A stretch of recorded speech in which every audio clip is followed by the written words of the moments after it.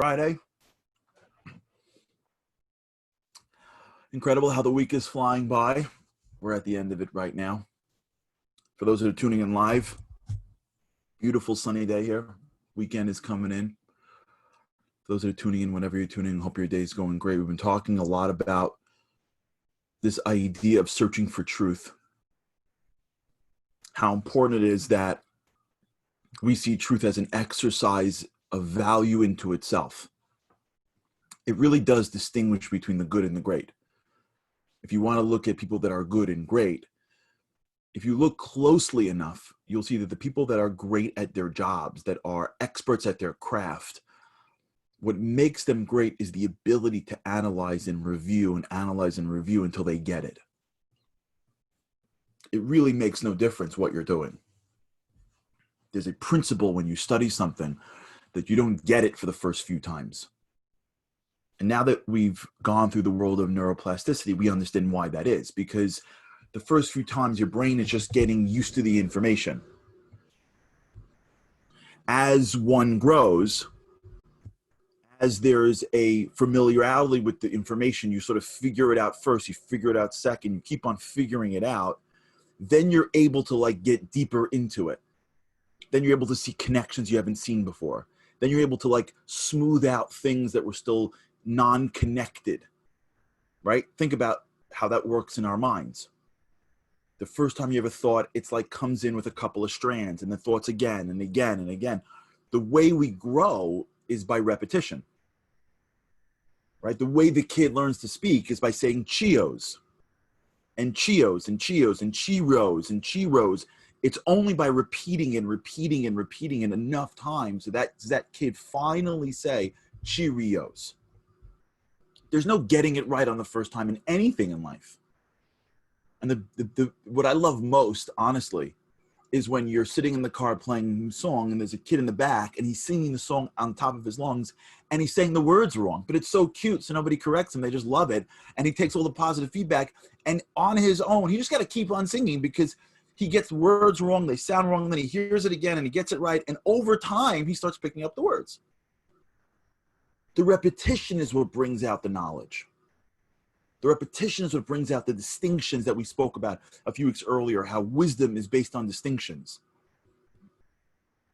The first time you see people, they're all the same. The repetition of seeing them and seeing them and seeing them, you realize that this group's like this and this group's like this. And although they dress the same, they're not really the same.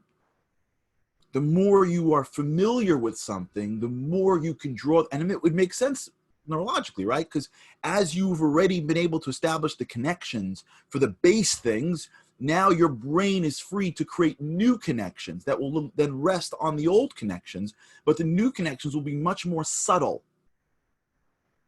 You'll understand it much more deeply. And that's where wisdom comes in. That's why people say that experience, if you're paying attention, leads to wisdom. Why would that be? Because, well, if you've been married for 5 minutes, your relationship to your spouse is sort of new. If you've been married for 30 years, the constant day in and day out with that other person creates a repetition that if you're paying attention and you're looking to grow, you start to understand things much differently. You understand when your spouse says this, what she means is this. I don't know if it works for the guy's side, though. I think guys say whatever they want. That's just my opinion. I'm sure guys are more complex than I'm making it out, but mostly guys just say what they say. When this happens, make sure you get this, because the way your spouse deals with a birthday may be different than the way you deal with a birthday. The way your spouse deals with an anniversary, it may be different. So you're learning the nuances of another human being. That's why it's like a joke that people that get engaged think they're in love. They have no idea what that even means. Love is the process of giving consistently to another human being until you're solidifying your soul. You need time for that. You can be infatuated. You can be attracted. There's a lot of emotions besides the word love. But they don't know because they've never had 20, 30 years of another human being. So they don't have anything to compare it against potentially. Maybe they have. I don't know. But you hear what I'm saying? So what we're talking about these past few days is not, I want to get to my goal, so that's why I got to do this. What we're talking about is, this is the goal. You see that? The goal that I'm getting to is just to drive me in a direction.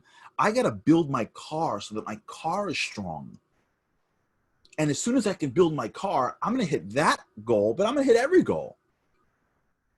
If I'm riding a bicycle, every goal is going to be exhausting. But if I've built a brand new car, I can go further. If I've built an F-16, I can go even further.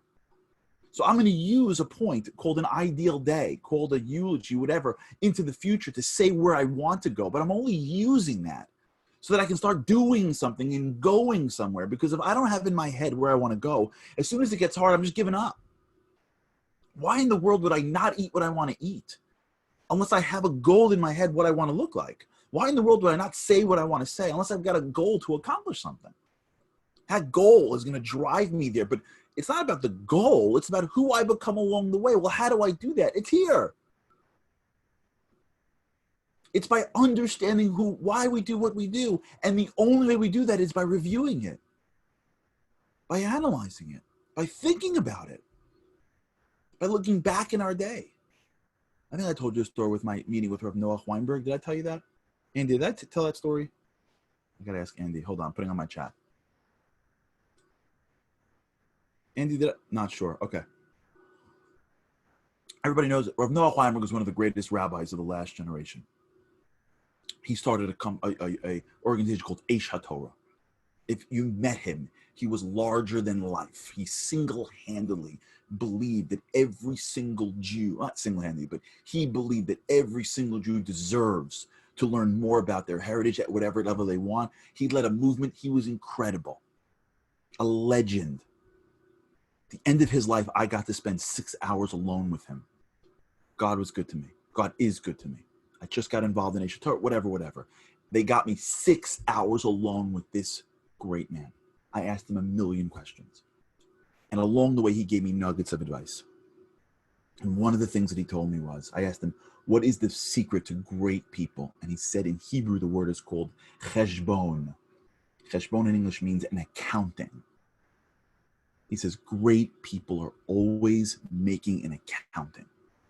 They're thinking about their days. They're accounting for their hours. They're accounting for their highs and their lows. They're making an accounting. It's called a cheshbon. This used to be standard practice in many of the great people of yesteryear. That's what we're doing right here. Now, the way we do this mostly comes through the form of writing it down. This is called, if I'm remembering this correctly, is retinal activation system, RAS.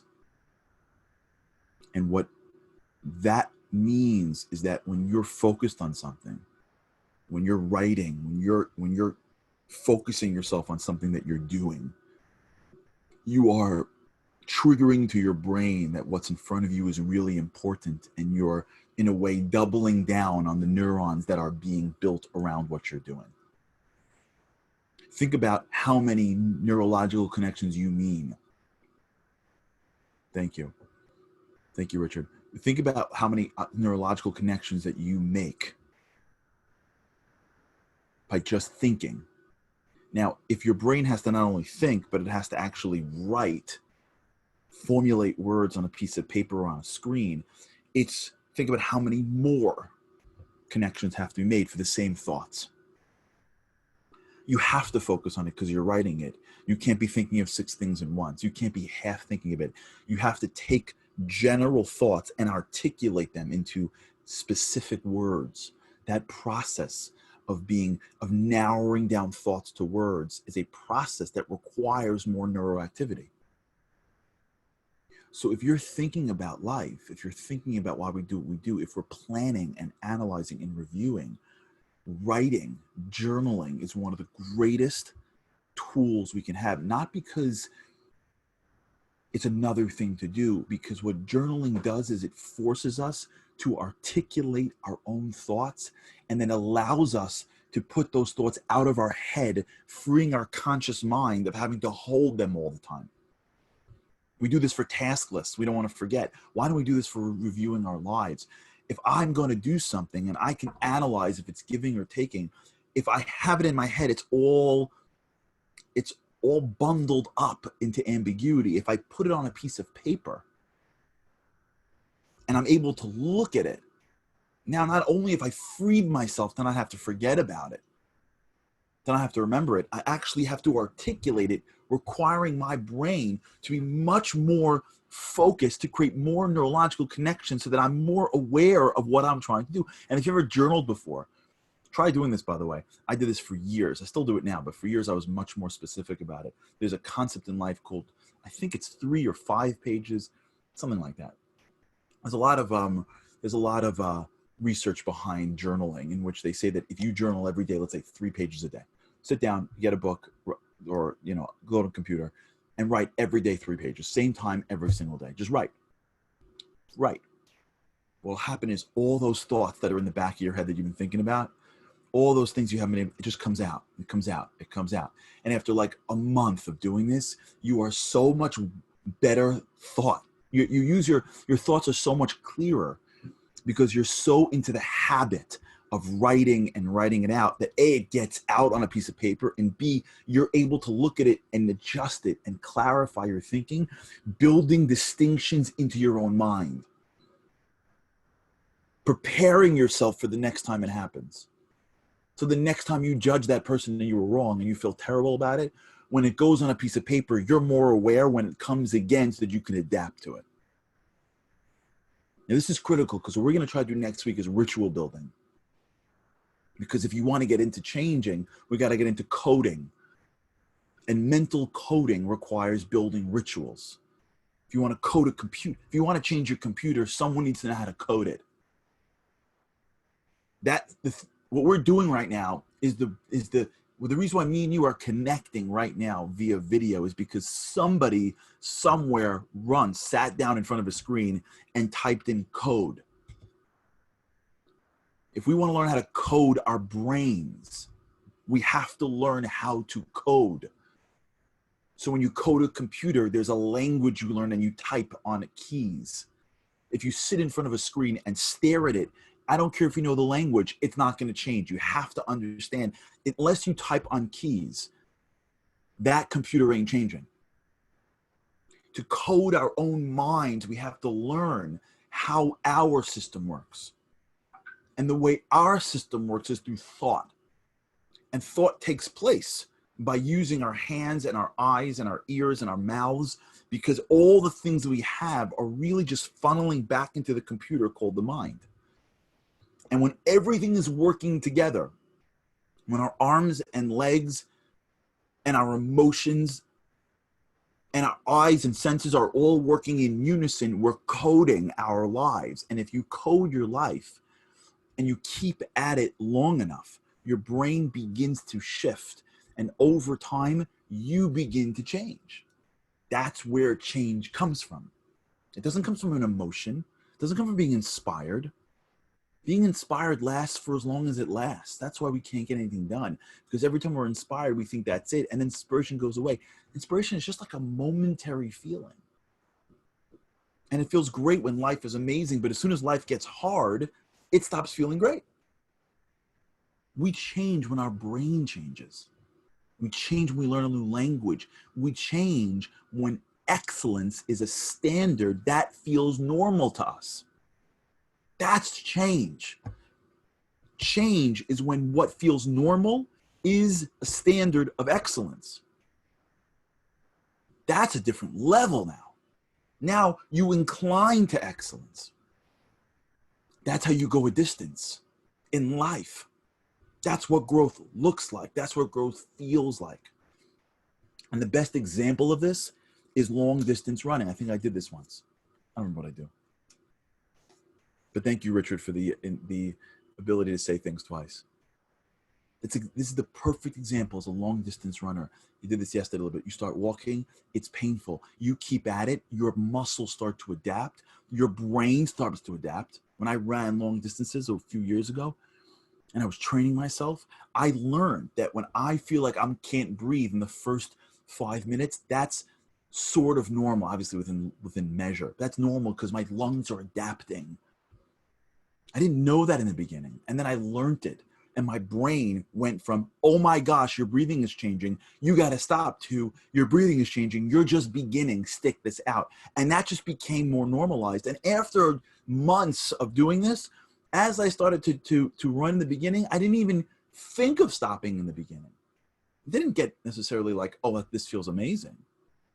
So when a person who has trained for long distances is in mile 12 and feels amazing because the endorphins are flying, and he can go or she can go 20 miles and she's in 12 and the music is playing and things are amazing and everything is right with the world.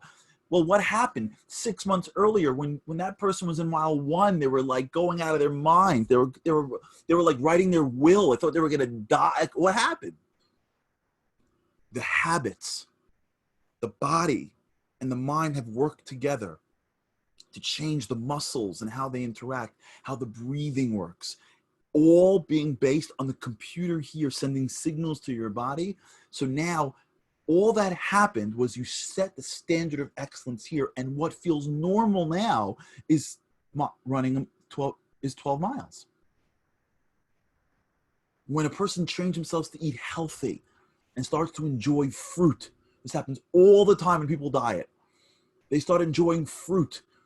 The guy next to him is like, fruit, are you out of your mind? Pass the chocolate bar. They're both sitting at a meal. One person's eating a banana. One person's eating a chocolate bar. They're both getting the same level of pleasure. Maybe there's a little bit more going on in dopamine, and it doesn't matter. They're both saying, this is delicious. What changed? The person over here worked on their brains, kept the habit, developed the sensitivity to taste, to things that were more natural by getting rid of that which was more synthetic. And now you're here, and all that's mattered is your standard of excellence has changed, but your body, your mind, you've coded your brain to feel similar levels of normalcy, but the standard is higher. That's how you, in my opinion, you break. That's what change looks like. That's why it's called change. It's not I have to force myself to eat a banana every 3 months when my belt is too tight and I feel guilty. That's not change. You're still the same person. You're just forcing yourself to do what you don't want to do. If you're still in the same, if you're giving your wife the same line that you gave her 20 years ago, if you're still unable to connect, if you're still in the same job, if we're still the same person, after a decade, we haven't changed. Maybe we know now a little bit more, but we haven't actually shifted our brains. So what we have to work on together is the coding. And coding requires thought. And thought requires articulation. A general thought in my head is not as powerful as an articulate thought out of my mouth. Because when I have to force my brain to take that general thought and bring it down and put it out of my mouth, I have to articulate the words, and I have to use more brain power to speak than to think. So I'm solidifying and solidifying and solidifying. There's a lot of research out on time. It's already almost 9:20 on the power of speech, even if you don't believe it. I'm sure we did it here already. How just saying words, affirmations, has a lot of research behind it. Affirmations isn't just like hokey pokey. It's not like, you can take everything to like a level of like, heebie-jeebie, hokey pokey, but like there's a lot of research behind affirmations, because just by saying things, even if you don't believe them, you're triggering neuroplasticity into your mind. So I implore both of us, me and you together, we're on the same team here. Let's develop a habit. Exactly, the world is created with words. We didn't talk about words. Let's develop a habit together on this show. Let's find 5 minutes in our day, same time, 5 minutes. Let's commit to writing a page a day, a half a page on the computer every day. Let's bli neder, bli shvua, without making a vow. Let's do this. Let's change for real. Let's use this as a way to not just listen to each other, but to actually change. We write a page a day. I start thinking what we're doing. We start to develop a habit of articulating ourselves through words. We'll start to figure out a way to connect. We're going to make that code more articulate. And then we'll be able to, thank you, Liron. Liron's in. Liron's in. Who else is in? Stick with me.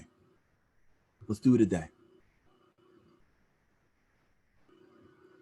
And what will happen is day after day after day, we'll build this journal together. And I'm sure here's what's going to happen. Stick with me. One day we're going to be together. I don't care how many people, God's help, I hope people are watching it. We're going to be live one day in a room. And we're going to bring our journals with us, our books of the years, of the months, of the weeks of writing in thoughts, of trying to articulate ourselves, of trying to understand ourselves. We're going to try, and we're going to have, and these are the greatest books in the world. I believe in my core, they say that by the Rosh Hashanah Yom Kippur, God has a book. Let's have books too. Let's stand before God every day, and especially as in the high holidays, and wherever you are, even if you're not Jewish, wherever it is that you, whenever it is at your moment where you stand before God. And it doesn't have to be in a synagogue. It could be in your kitchen. It could be in your backyard. God's everywhere. At some point, we're going to stand before God and say, you got a book, I got a book. I've been working my life on, I'm not perfect, but I got a book. And then maybe we can, this will be step one. And then that book will keep on growing together. You know what? Maybe I'll talk to Andy about getting us one day. Maybe we'll have, books that will make up for each other. But until then, with God's help, Bli Neder, I'll commit if you commit. We'll start writing every day a little bit, a habit, little habit every day, 5 minutes, 10 minutes, one page. And we'll see how we're doing. And until now, I wish you an incredible weekend. I hope it's wonderful wherever you are. Shabbat Shalom. And may this weekend be one that brings you peace, wisdom, understanding. And thank you so much for the week. You don't know how much I look forward to this. You don't know how much I enjoy the people that are with me live, the people that are with me on Instagram and on YouTube and the Facebook and the comments. When I go through it and scroll through it, you don't realize how much encouragement it gives me. So thank you. And I appreciate it. And with God's help, I cannot wait to see you again on Sunday. Okay, have a great weekend. Shabbat Shalom.